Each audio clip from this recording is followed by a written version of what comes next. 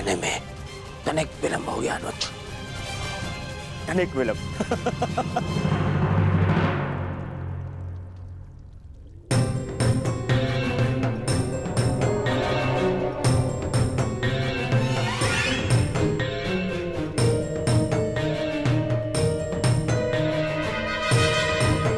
ये चलिए तो सो रहा है,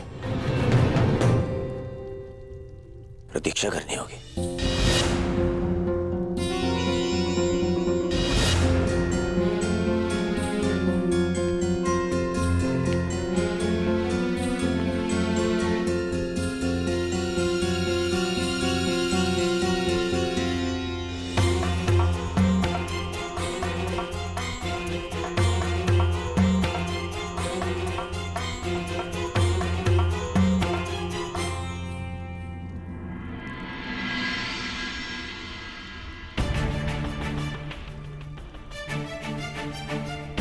माधव विश्राम कर रहे हैं,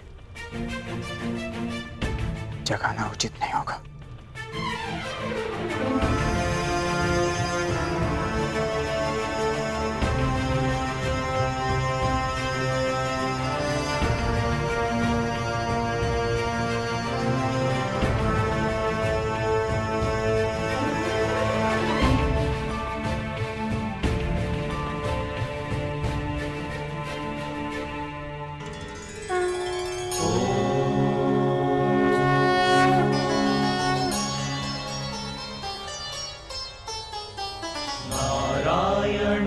नमस्कृत्य नरं चैव नरोत्तमम्।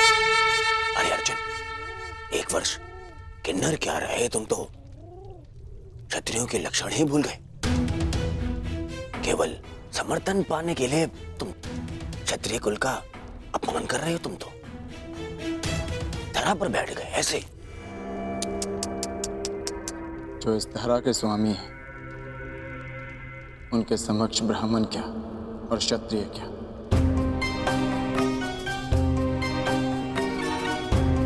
ना मैं इस समय क्षत्रिय हूं और ना ही मेरे मन में समर्थन का लोभ। मैं तो केवल इस समय एक भक्त हूं जो अपने आराध्य के चरणों में बैठा है।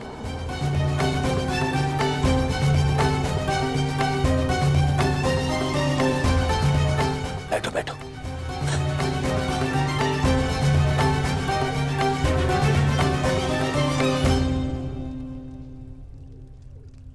माधव,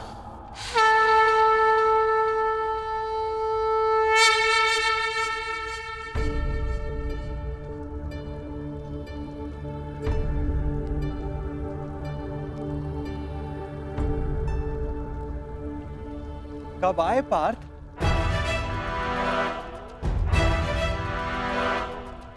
मुझे तो तुम्हारे आने का भान ही नहीं हुआ।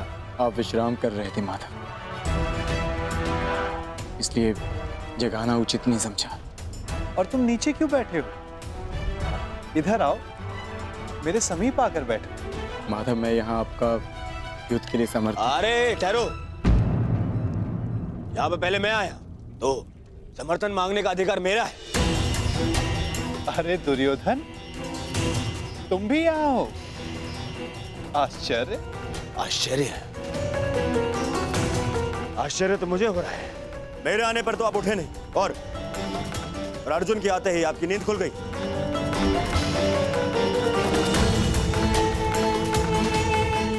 वासुदेव, मैं यहाँ अर्जुन से पूर्व उपस्थित हुआ हूं, इसलिए समर्थन मांगने का अधिकार पहले मुझे मिलना चाहिए।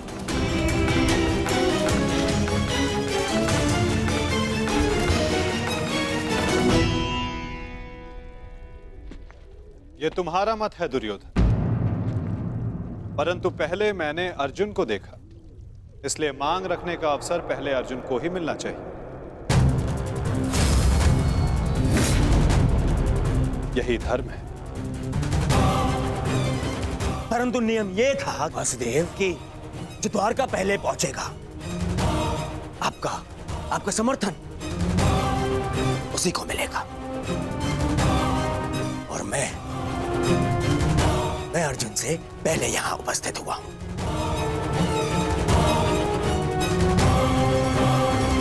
कदाचित तुमने नियम ठीक से नहीं सुना था दुर्योधन।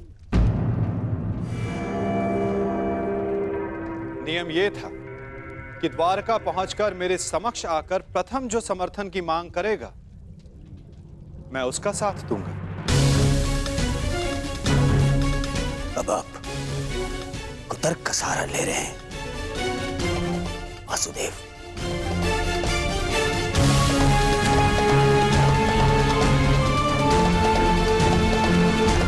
जानता था मैं कि आप पक्षपात अवश्य करेंगे। आरोप मत लगाओ माधव पर।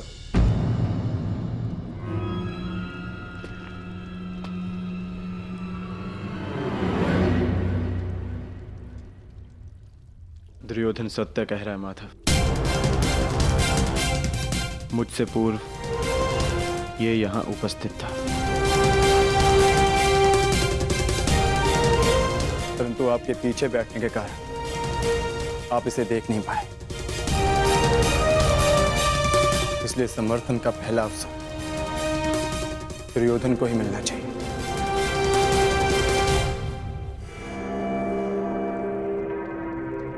कुछ समझ में आया दुर्योधन? कुछ मांगने के लिए अहंकार नहीं, विनम्रता होनी चाहिए।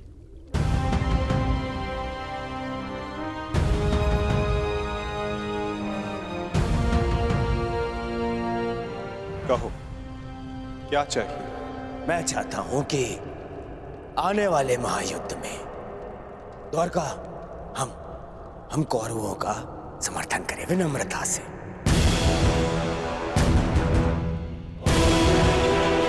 अपनी मांग पर अड़िग हो? हाँ, अड़िग हूं। मेरी यही मांग है। मैं चाहता हूं कि महायुद्ध में द्वारका हम कौरवों का समर्थन करें। ठीक है, तथास्तु।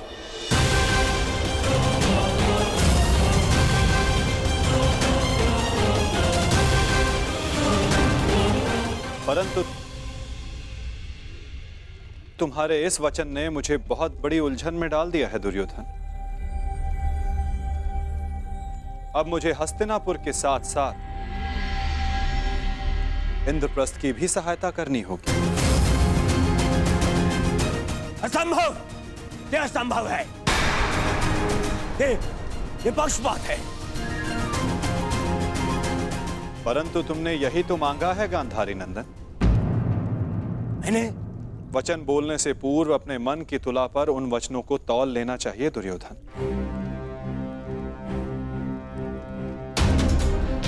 तुमने कहा कि कौरवों को द्वारका का समर्थन मिलना चाहिए। अपने द्वेष के कारण तुमने पांडवों को सदा भिन्न माना।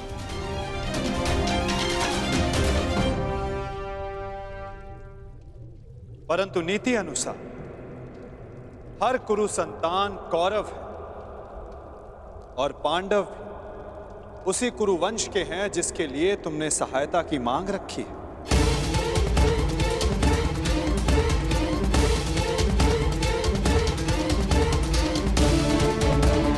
इसलिए मुझे अपना समर्थन दोनों पक्षों में बांटना होगा।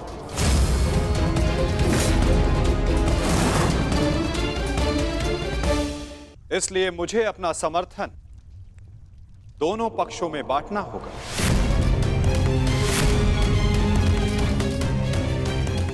क्या करूं? पक्षपाती होना मेरे स्वभाव में जो नहीं। पक्षपात तो कर ही रहे हैं आप। हम दोनों एक दूसरे के विरुद्ध खड़े हैं। तो स्पष्ट कीजिए, हम दोनों को एक साथ कैसे समर्थन देंगे आप?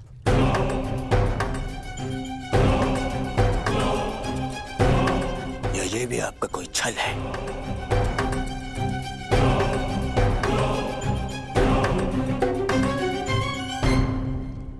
विभाजन से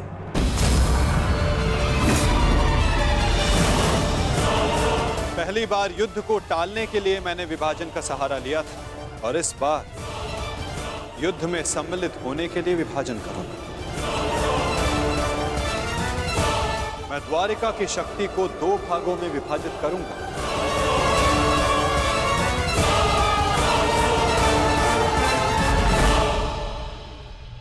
एक ओर होगी मेरी शक्तिशाली नारायणी सेना जो कभी पराजित नहीं हुई,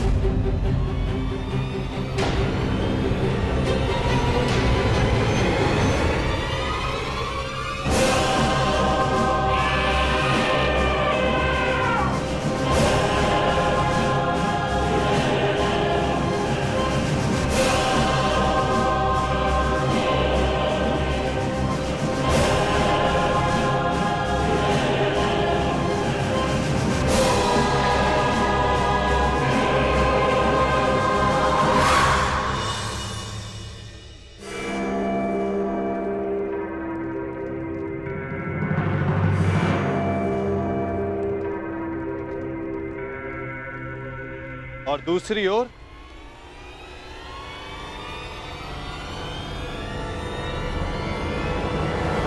केवल मैं।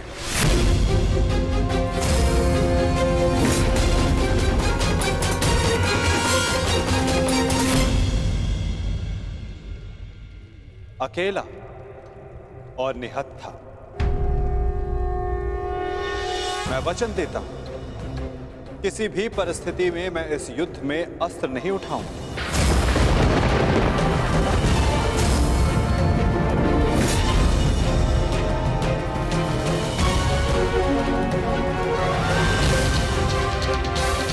ना ही धनुष, ना गदा, ना खड़ग,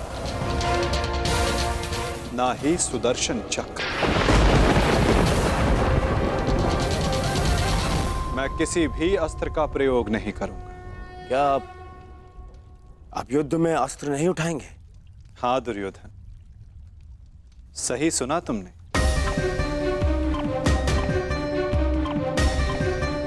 मैंने निर्णय ले लिया है कि मुझे क्या चाहिए। नहीं दुर्योधन, पहले तुम्हें मांगने का अवसर नहीं मिलेगा। क्या? ये मांग कुरुवंश के मध्य हो रही है और अर्जुन तुम्हारा अनुज है, और धर्म कहता है कि मांगने का पहला अधिकार अनुज का होता है। कोई अनुज नहीं है, वो शत्रु है ये मेरा। और आप भी ने कहा था, जो आपके समक्ष पहले आएगा आपका समर्थन उसी को मिलेगा। मैंने अपना वचन निभाया दुर्योधन। तुमने कुरुवंश को समर्थन देने की मांग की और कुरुवंश के लिए मैंने अपनी शक्ति को 2 भागों में विभाजित किया।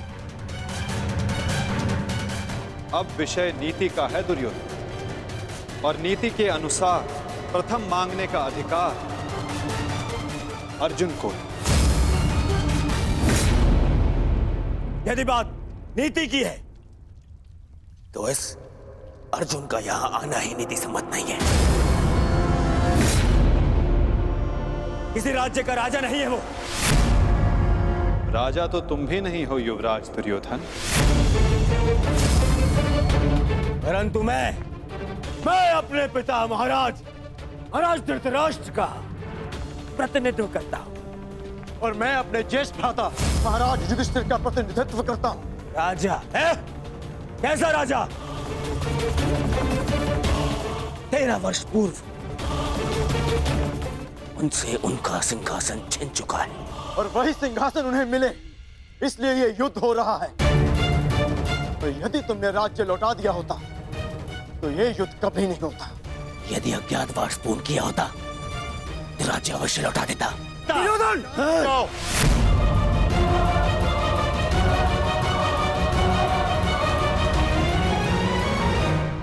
यदि अज्ञातवास पूर्ण किया होता तो राज्य अवश्य लौटा देता। दुर्योधन! शांत हो जाओ तुम दोनों। ये मत भूलो कि तुम दोनों यहां अतिथि हो, और अतिथि की मर्यादा होती। अपने अतिथि के घर पर यूं झगड़ा करना तुम दोनों को शोभा नहीं देता। तो जैसा कि मैंने कहा, अर्जुन को प्रथम अवसर मिलना चाहिए। आप चाहते हैं कि अर्जुन को नारायणी सेना चुनने का अवसर मिले।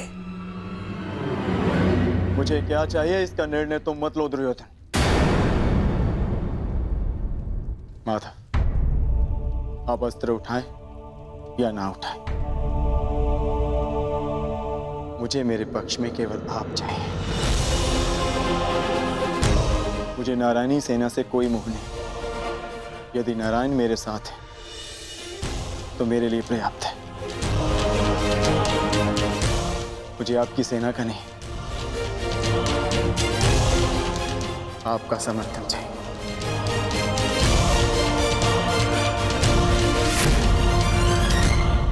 क्या आपको यह विनती स्वीकार है माता?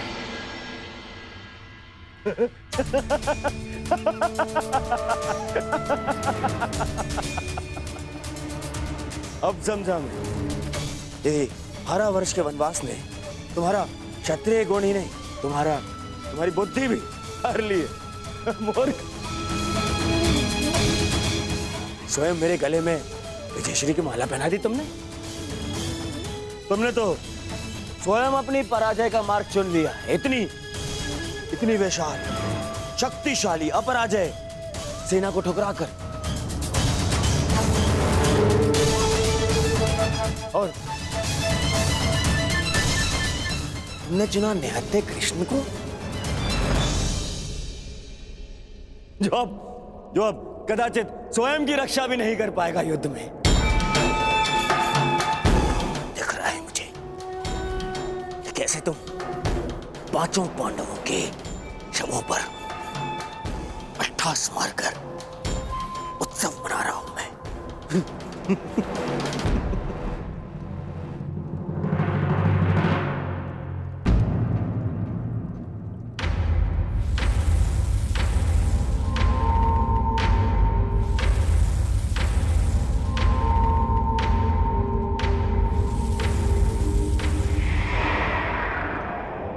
कृष्ण मुस्कुरा रहा है। नहीं, कुछ तो छल है। अब समझा, नारायणी सेना मुझे दे दी, जबकि उसके स्वामी तो आप स्वयं हैं। वो अपने ही स्वामी पर प्रहार कैसे करेगी? उल्टा वो तो हमारी ही सेना को हानि पहुंचाएगी। नहीं, ये छल है ये। नहीं दुर्योधन, यदि ऐसा होता तो मैं पहले ही तुम में से किसी एक को पूर्ण समर्थन दे चुका होता।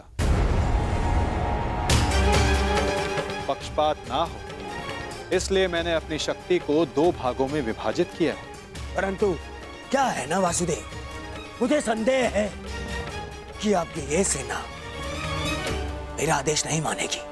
अवश्य मानेगी।